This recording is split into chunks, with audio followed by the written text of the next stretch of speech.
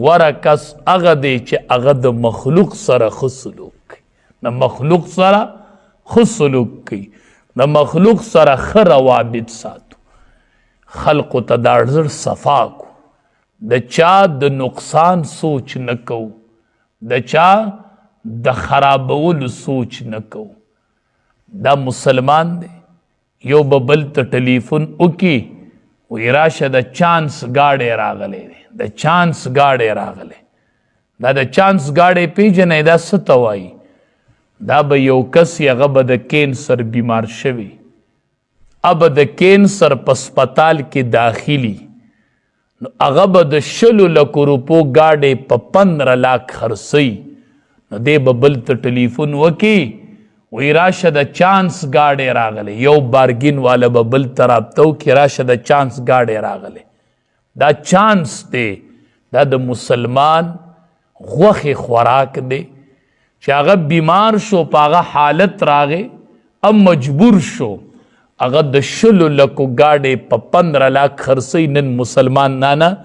نن مسلمانان دی چانس ته ناست، کله به په د بد ورځ راځي چې زه د دنه د 100 لکو ګاډی په 15 لاک والم. دا مسلمان دی، اسپتال کې پروت دی، دا هغه کینسر دی، او دلته خلق په تمه دی وي مونږ ته پکې د چانس ګاډی میلاو شو.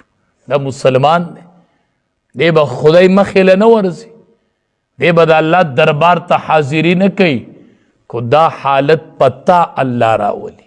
که تا الله داسې بیمار کی ستا په ګاډي آواز وشي چې دا د چانس ګاډی دی، دا د چانس ګاډی دی، دا څومره لوی نقصان دی.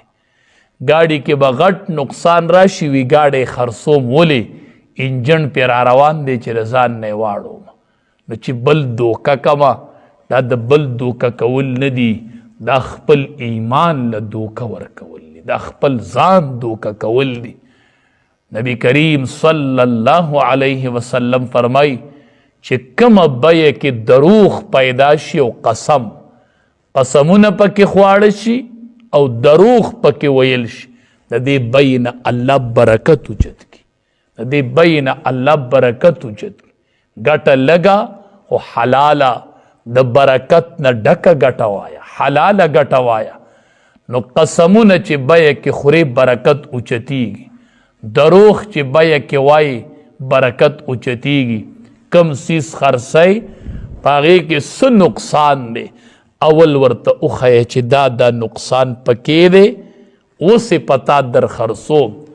نو دی به پکې بیا 50,000 وګټي چې دی ورته ووایي چې دې ګاډي باندې انجن را روان دی. نو ټیک ده چې ته دنیا کې خوشحالېږي چې ما ګټه وکړله، بل مسلمان مې ورسو.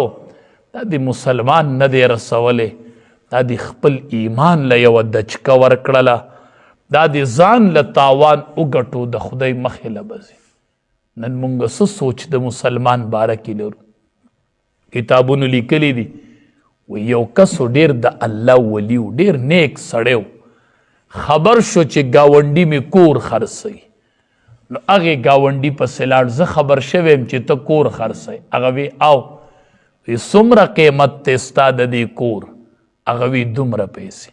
1 روپۍ راواغستلې او هغه له ورکړې وې دا واله په دې ځان له خپل حاجت وکړه، دا دې زما د طرف نه هسې شوې او خپل کور مه خرڅوه، ځکه ستا د دیوال نه به ما ستا د دیوال سوري ته به زه ناسم، تا به د ګاونډي کور بیټک استعمال کړی، تا به د دیوال سوری ما حاصل کړی دی.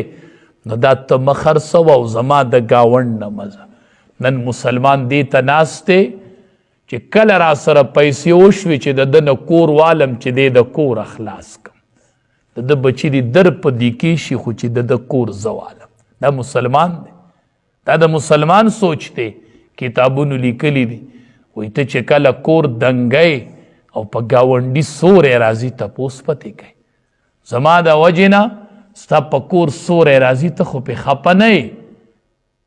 نو دی وایي ماله به خدای کله پیسې راکوي چې زه د ده باندې کور دنګ کما، چې زه تېنه دې تنګ راولم او دی په خپله مجبور شي او دا کور په ما راخرڅ کړي. دا مسلمان دی، دی به د خدای مخې ته ورځي. د مسلمان سره دا رویه ده، مسلمان سره ډیر د خیر خواهی سوچ کوئ، ډیر د نیکی سوچ. کوشش به دا کو چې مسلمان به مسلمان ته کند نه کوي، مسلمان به مسلمان نه خرابوي.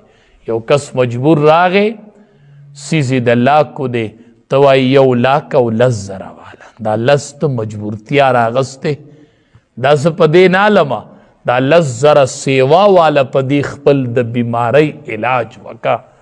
نو نن سبا هر سیز کی برکت نشته دی، هر سیز کی دروغ دی، هر سیز کی قسم عام شوه.